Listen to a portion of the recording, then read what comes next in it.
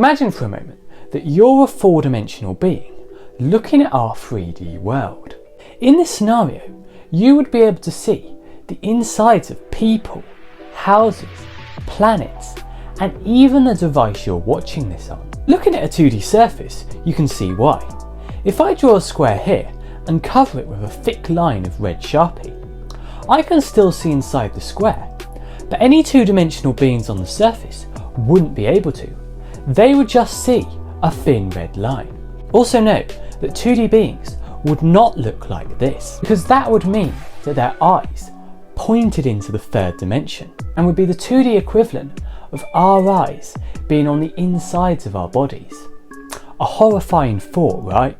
2D flatlanders would see their world as a one-dimensional line that would vary in brightness and colour depending on what was around, just as how our view of the world is a 2D plane. Likewise, as a hypothetical 4D being, you would have a three-dimensional view of the world. If you looked at a 3D object, you could see all sides of it and the inside all at the same time.